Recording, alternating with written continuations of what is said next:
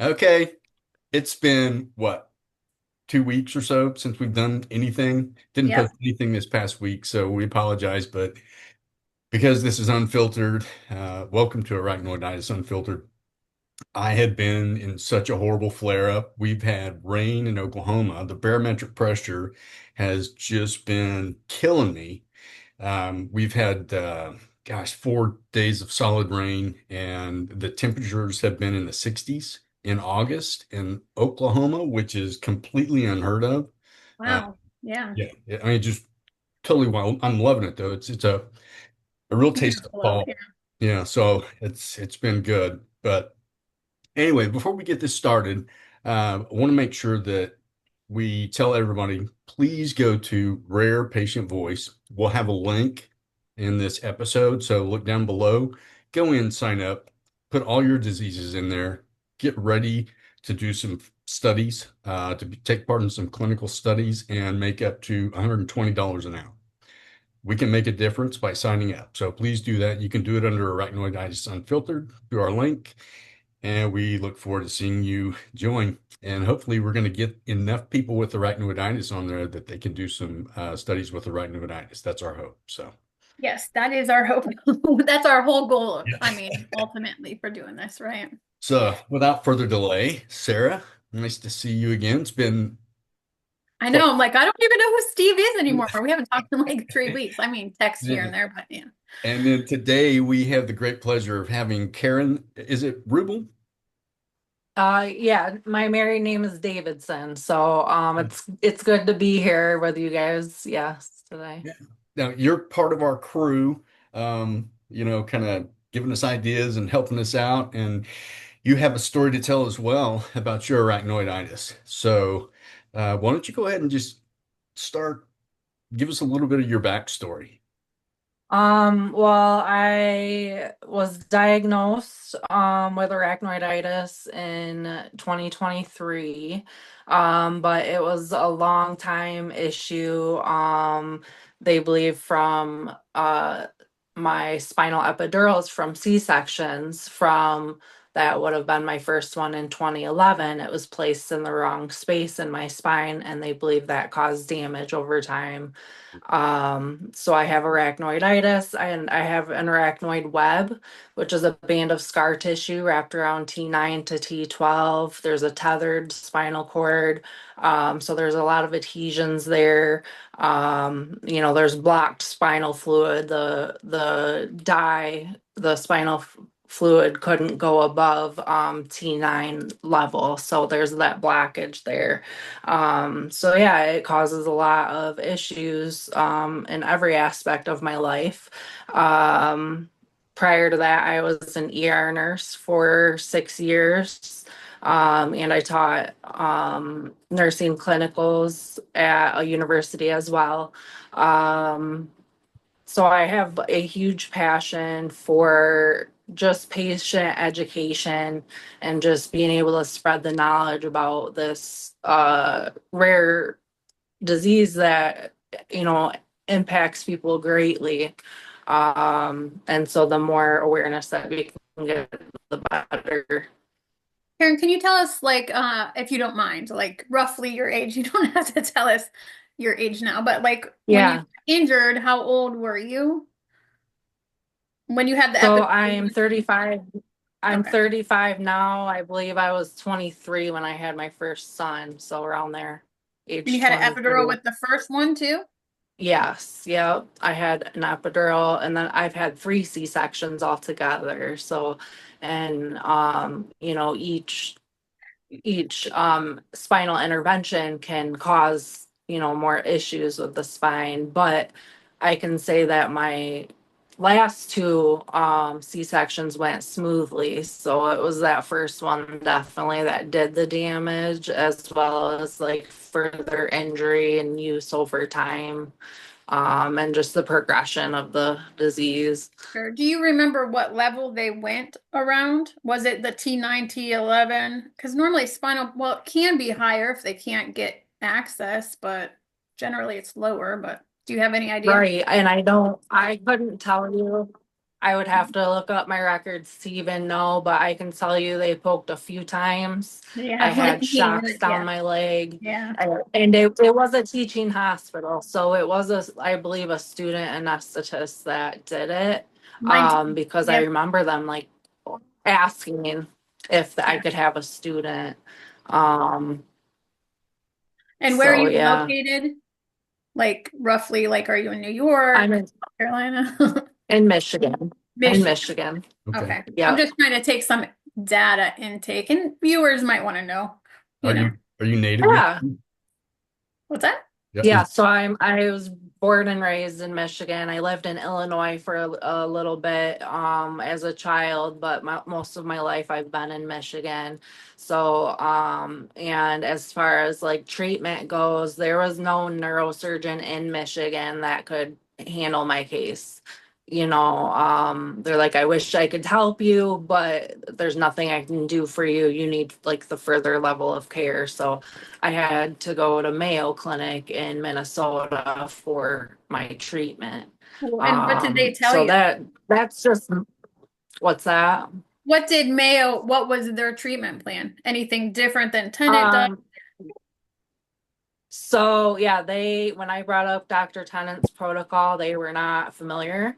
Oh, They just kind of said like, oh, these are kind of the meds that we typically prescribe for these things anyways, like we're already pretty much following it type of a thing. But I was more interested in, looking at it more specifically and all of his recommendations, and they were not familiar. There's just not the education out there about it.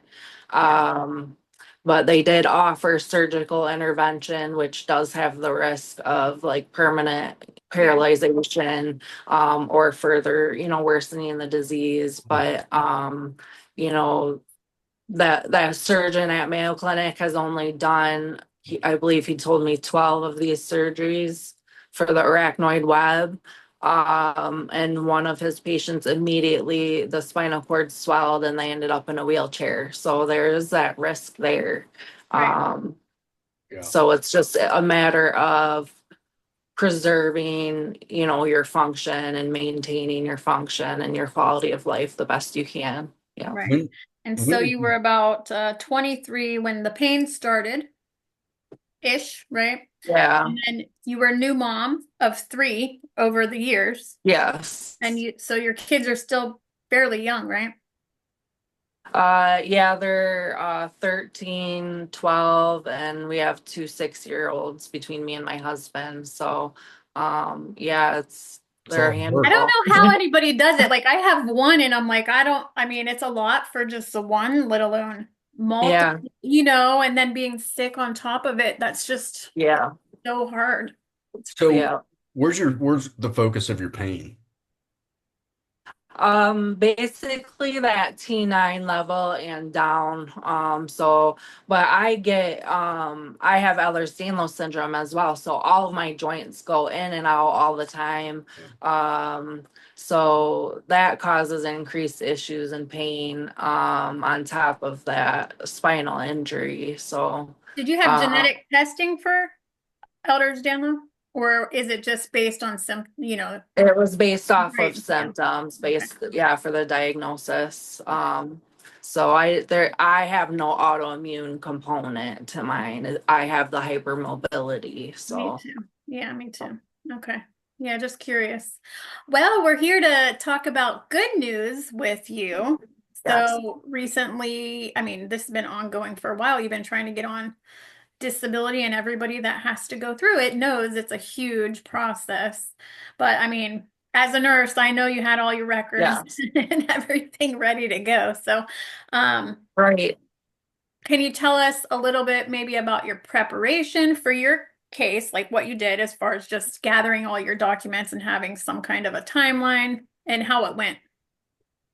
Yeah, so it's been a long process. It's been almost 3 years from me first, going through the process of applying and getting denied a couple of times. So I got denied on my application and then I got denied on my appeal.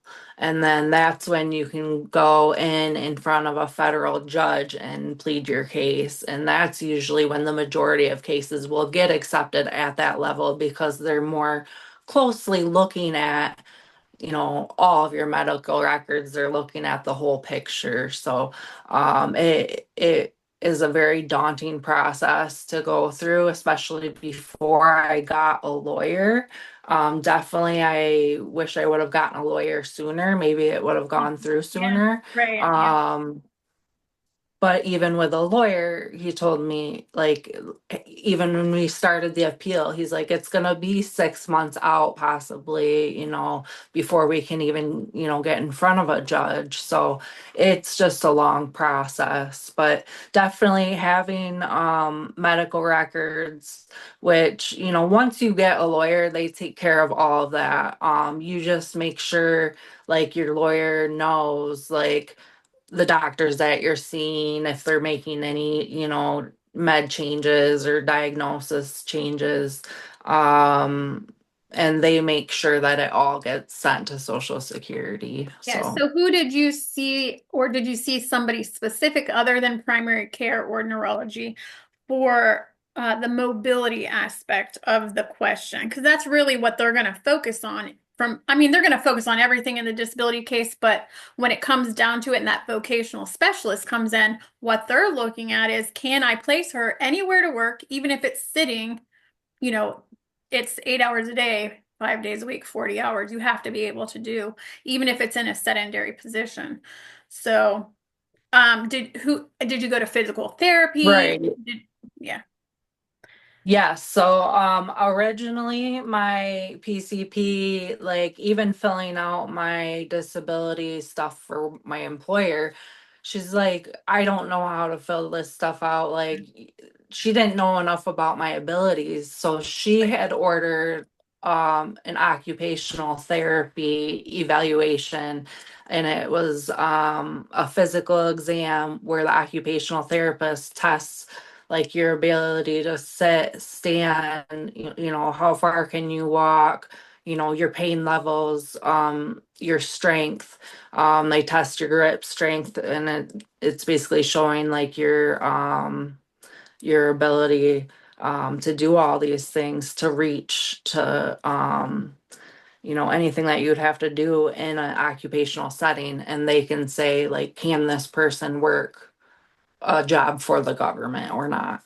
right, And then definitely physical therapy um, gives the best medical records, in my opinion, because they see you more often than your PCP does.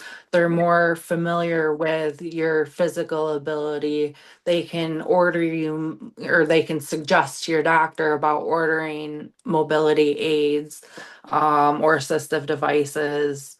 So that definitely helped. nice. Yeah, That's a whole I other use episode that we're going to do as well with physical aids because I have a lot of them. I can't Right. get by without them. I mean, I it, used to have a lot, but I tend to now only use my wheelchair like when I really need it. yeah. And everything else, I just like if I have to go grocery shopping, I use a cart. Like I've learned to navigate around the environment, in other words. Or if I'm Yeah. walking, I'll hold on to the couch. You know what I mean? Like things. The game changer for me has been I moved from I used to have a walking staff because I had horrible balance, and I moved over to forearm crutches, and now I'm hell on wheels in my wheelchair and with Yeah, my right. forearm crutches. So You're they rolling make to go. yeah, they Right. make a huge difference. So when we do that, we'll pull you in uh, Yeah. to talk about that as well, and you can bring your aids in as well. Okay, so moving Yeah. forward, after you got all your records, everything there, the attorney really helped. Did the attorney in your, I guess maybe we shouldn't say it like that, but my question is, do you think you could have done it without an attorney? In hindsight. No, I mean, it can be done. But I mean, I had so many medical records. I saw 7 different specialists over the last year. And then they're, pulling them from different hospital systems. So that does help because they can see in a way that I don't know that a regular person can. Right. They can see what Social Security is actually getting. They Yes, right. they What have they're the same looking for. cert. Yeah, right. Yeah. Mhm. Yeah, I felt the same way. I wouldn't advise to try to do it, especially, I mean, when you're in pain like this, you can't think, not like, I Yeah. mean, at least I can't. I don't know, That's maybe part of somebody out there can, not but being able to work is well, if you can't right. I mean, if you focus. can't work and you can't focus and you can't, Yeah. then yeah, I We mean, can it pull it just, together for a 30-minute podcast, but yeah, right. 8 hours. That's about it. Yeah, The rest of the seriously. day, it's pretty crap, And it but has to be well timed. So, yeah. right. Yeah.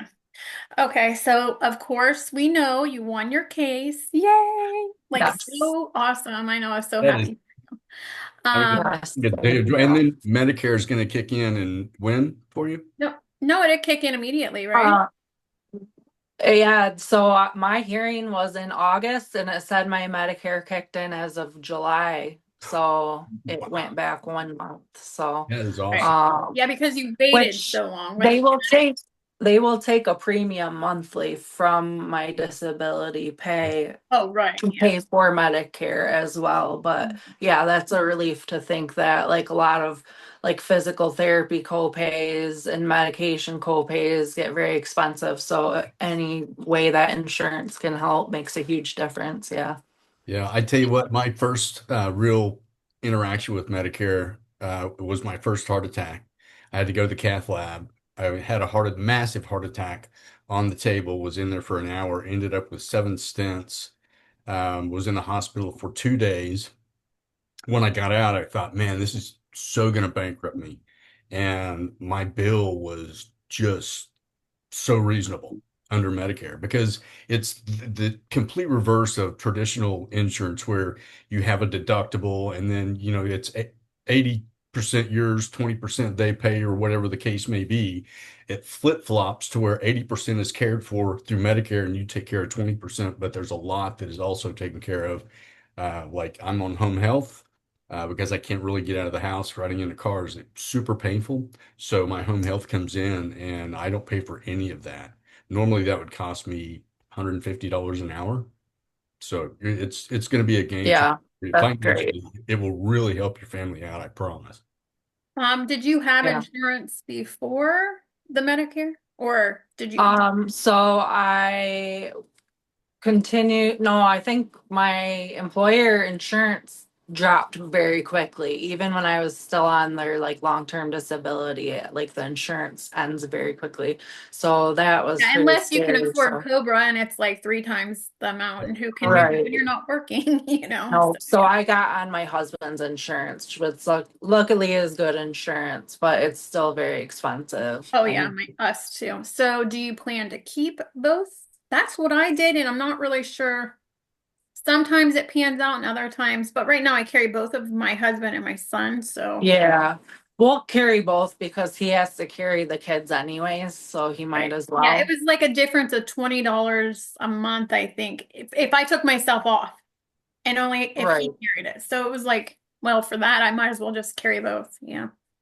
So that's awesome. That is right. really helpful because when you have both, it does really, like when I go to physical therapy, I pay nothing out of pocket, no copay. Yeah. That's great. So it really, Yeah, because you have both. So one pays and then the next pays, or vice versa. Normally, not always, but yeah, yeah. So that'd be really nice. So yeah. did they back pay you all the way to your filing date, or do you not know yet? I believe so. They said it was going back, yes. So Nice. that Oh, when that's I gonna be so originally nice when you became get that disabled. the Yeah, in the mail. I almost Yes. had a heart attack when I got it. Like, but yeah. right. Yeah, when you get Yeah, that big and check, that's something too that's advice that I can give is like when you first become disabled, this process is so long. You really have to start thinking about how to like restructure your life, your budget, your bills, yeah, Right. to be able to afford your care. It's not cheap to be able to do all these things to take care of yourself. So, getting whatever assistance that you can get through, like your primary care doctor usually has great resources. There's food banks, seeing if you can get on Medicaid in the meantime, if you can qualify for that. Just any help that you can get through that process, because you're not paid for the 3 years that you're Right. Yeah. applying. Right. So one thing I did want to mention is once you get on Medicare, depending, like for us, we're married, but for somebody that is single, they can also qualify for the Social Security not what is it, SSI? Yeah, your kids should be able to get Oh, okay. Oh, SSDI. Yeah. and you'll get it for your kids. You Yeah. do know that, right? I don't know because this is all new to me. Yeah, So Okay. I was So, just your happy kids will that I get got accepted. they'll get a right. check up until the time they graduate high school. Yeah. And Okay. it's a percentage based off of your amount. And then it's split equally between your kids. So Right. it's going to Okay. help you out as well. Yeah. Yeah, it's a nice Yeah, chunk. that's It really helps with school clothes and Yeah.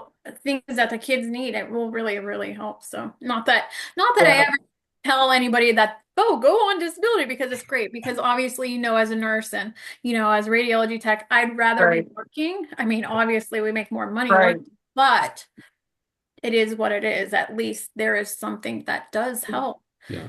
Now, So the thing about the disability check for your kids is that that's for their care. So you have to keep records of what you spend that on. So, I mean, you're talking insurance, food, clothes, all the necessities to right. take care of them.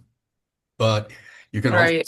you start a savings plan for them as well. I mean, that's a great car savings plan or college savings plan, and Yeah. as young as your kids are, that's, you know, wow, that's going to go on for quite a while. Yeah.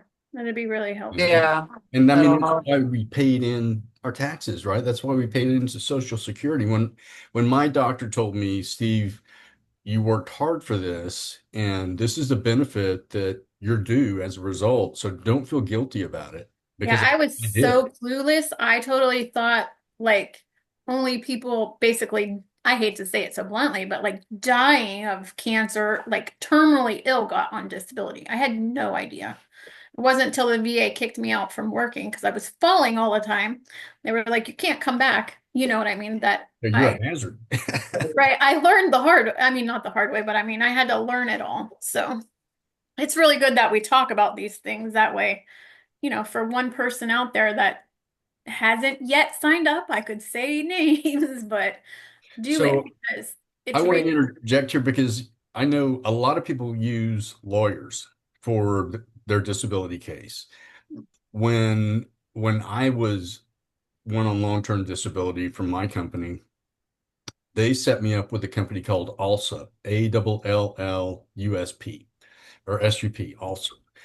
And ALSA handled everything for me. They, much like a lawyer, same thing. They can only take a percentage of what you get from your back pay, right? For their efforts. yeah, and But it's not very big percent. I think, what do we talk about? 7 or 10% I think caps. I think it was 7%. It was like And max of 7,500, unless you get like hundreds of thousands, then they can ask for more, but it doesn't always even get granted. But but also the great thing about ALSA is that's all they do. They have a 97% success rate. So your first round is typically going to be your best round. Mine went through within maybe 6 months or so. so you paid nothing out of pocket, right? No, no, I paid nothing. Nothing up All I front, did was nothing. sign up. That's Yeah. always somebody's, concern when you're not working. How can I afford a lawyer? Like, I didn't know either because actually one of the lawyers tried to get me to pay up front. And it wasn't until I consulted with another that I realized that there are lawyers that do that, but it's not really the way the system is designed. No, that's relatively unscrupulous if you want to Right. really know the truth. But the thing about Allsep and the relationship that I have with them is that we can refer patients that are disabled and need disability. And the benefit to us, through our podcast is that we do get a referral fee.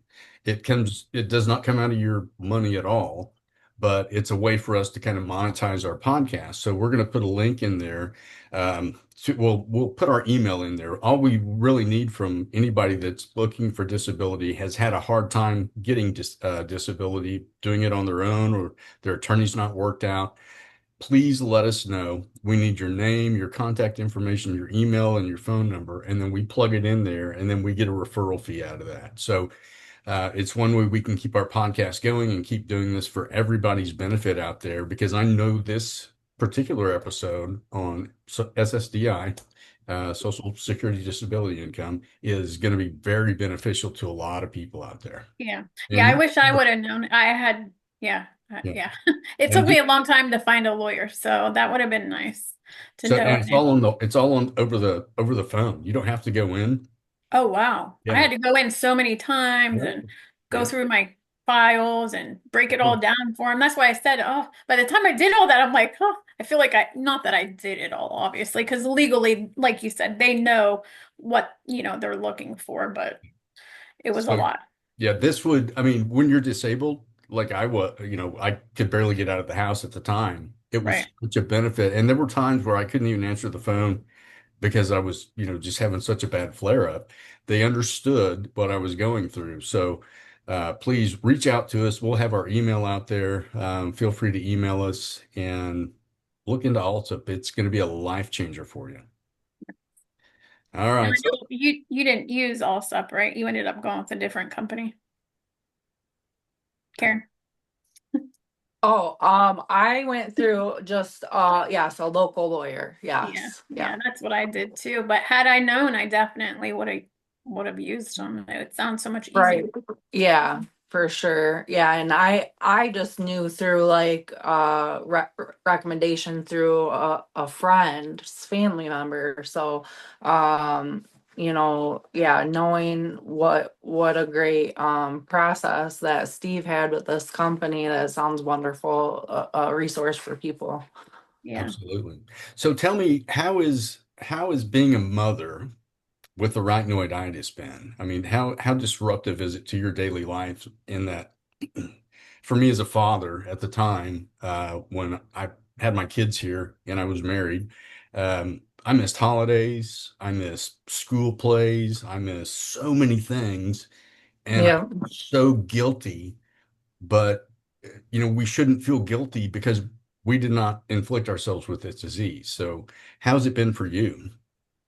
Yeah, it has been hard, especially being, an ER nurse. I come from that background of I'm used to being the one taking care of everybody and being the workaholic and doing everything. So just really learning my limits too. Like I've had to miss, basketball games and, things like that. Like you said, you're missing out on things, but my kids really grew up quick, I guess. They, just understand, what I go through because they see it. They've seen me in the hospital, getting tests and procedures done and things like that. So just educating kids too and make, I believe that disability should be more normalized in our society anyways. It shouldn't be hidden away and not talked about. Like our kids should be able to ask questions about it, and just it should be more normalized. I think it's really helped.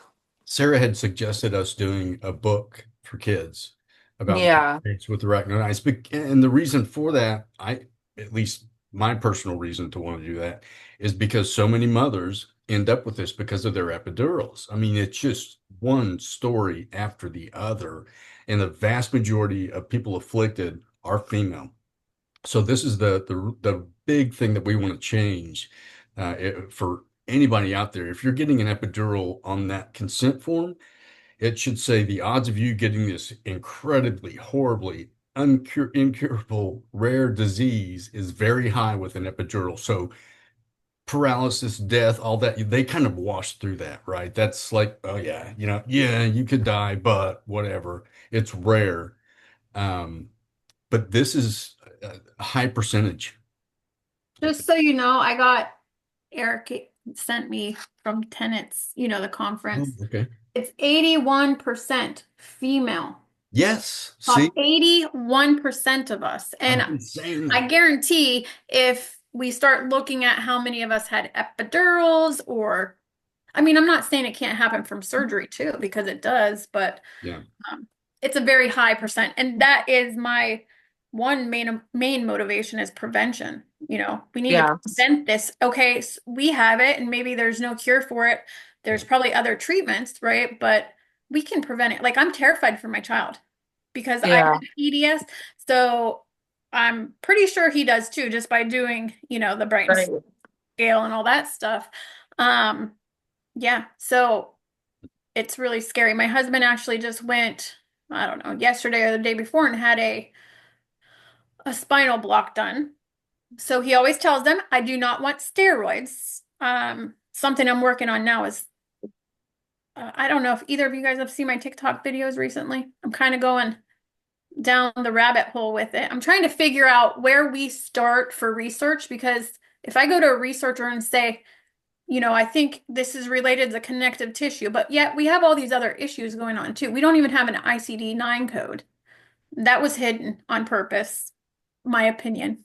But anyways, yeah, in 2015, they decided to take away the arachnoiditis uh, code. Did? Yep. And yeah, like I said, I don't know. I started looking something up, and as I just started looking it up, it just got worse and worse from there. And I'm like, well, how are we going to get research and funding if we don't even have a code? It's not a trackable disease. It's not trackable because number one, there's no long-term reporting tracking anywhere.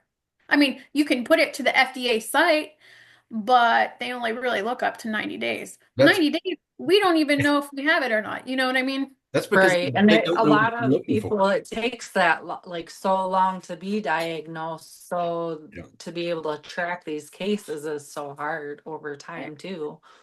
I was So at one other thing I just wanted to say real fast is the meds that they're injecting, which I didn't know this because I always thought the myelogram dye, which was a big problem. I'm not saying it wasn't. Obviously, a lot of patients got arachnoiditis from it back in the 40s to the 80s, 90s. Um, but steroids and the anesthesia they're putting, it also causes arachnoiditis. It's a known risk factor. So I feel like there needs to be a big disclaimer warning. Like, I mean, even if it's only 1%, if we do 30 million epidurals globally, that's a lot of patients. Yeah. So, Tennant said he compared it to, he said it was one of the worst diseases there is. He said, even comparing it to cancer, he said, we're going to be in constant pain, whereas with cancer, the you release die, of death, the pain ends. And right? there are days when I'm like, man, I just, how much longer can I go on in pain when I'm having a flare up? And if you could just tell somebody that there was I have a friend that her daughter just had a baby, and I said, look, if she's going to get an epi, please warn her about this disease. Please, please warn her because I would hate to see your daughter end up with this, Right. because at the happiest time Patients of their don't life, know. right? Right. No? Patients don't know because they're hiding it in all these umbrella diagnoses. Like after 2015, when they took the code away, they started like the failed back syndrome, post-laminectomy syndrome, chronic pain, CRPS, I, blah. I mean, the list just goes on and on. It doesn't stop. And I, so I mean, they did this on purpose. I mean, let's be real about it. It, I'm so it's tired of failed because backs. it is a liability. Yeah, It's something Absolutely. that's the medical system did this to us. right. So And or pharmaceutical. We don't really know. Was it And the correct. insult Correct. of the injury or was it actually the meds because they're neurotoxic? So, the first uh, thing they say is do no harm. right. Yeah. Well, I don't think, I mean, in all honesty, no doctor that you go to is like, oh, I'm gonna jab Sarah today because I want to hurt her. The idea is they think that they're helping us. And the Well, yeah. thing is, when there's no long-term tracking, because there's no ICD-9 code and there's no long-term tracking, guess what happens? The doctor's stats look wonderful. Oh, yeah. Long term, everything's great. I have 100% success because maybe they don't even know because these patients never went back to him or never reported it because there's nowhere to report it to unless you have a legal case and good luck with that. Right. I mean, not being Or mean. even knowing as a patient, or even as medical providers, nurses, doctors, they need to know what symptoms to look out for. Yes. Yeah. Like it should be a red flag to someone, like if you're having numbness and tingling and pain, oh, Right. you just had this injection, the spinal Like, hello. Yeah. intervention. Right. Let's get Yes, an MRI. and then immediate care and treatment is so important. Yeah. Yeah, that's what happened to me. And they told me, oh, you just have postpartum depression. I just had a baby. So automatically I'm a crazy woman because, you know, they can't look outside the box. It took a Yes. while to figure this out, but I went yeah, to my PCP the other day and I was telling him about it being the majority women and why I thought that that was the case because of the epis. And I said, if you have anybody that comes in with this tingling, these type of symptoms, the first thing you're going to think is neuropathy. But you need to flip that over and start thinking about arachnoiditis. And the only way that they'll be able to diagnose it is through an MRI. So when you refer out, you should say, please rule out for arachnoiditis and let's get an MRI. It would, would be worth the money you pay to know whether or not you had it. And at that point, they could treat you. But you go so far through the system being misdiagnosed or being undiagnosed that by the time you get to where I'm at and where Sarah's at and where you're at, it's just like there's nothing they can yeah, do. it's I mean, progressed so far at yeah. that point, right? I So did want to just interject something really fast in my research. So I wondered, I had that MRI done in May, and I'm like, how could they say that I didn't have arachnoiditis? Like, it's a neuroradiologist. It's clear as day. I have empty sac. There is nothing else that causes that, period. I mean, unless there was a huge cyst, you know what I mean? But obviously that's not what it was. My point is I started looking up radiology and trying to understand, like, how do we educate them? You know what I mean? To that extent, other than primary care. And we talked about ER and pediatrics, all this stuff. But radiology, I mean, if the doctors send the patient to radiology and radiology says, nope, it's not arachnoiditis, and or they say it's scarring or epidural fibrosis or post-laminectomy, go down the line of all the 50 different umbrellas they use, the patient still gets no answers. Not really, not for years later. I don't even know, other than Dr. Tennant, I don't know where you can go and actually find out if you have arachnoiditis. I don't know. all right, so we're running out of time. We're we're ranting on now. We've sucked up all the oxygen in the room. Karen, thank you so much for sharing your story. We love working with you. You're such a pleasure to be connected with. And tell you what, Rare Patient Voice, also, please reach out to us for anything. If you have questions or you have recommendations for an episode, we look forward to having your ideas hit our screen and let's get you on here to tell your story. So thanks everybody for joining. We'll see you next time.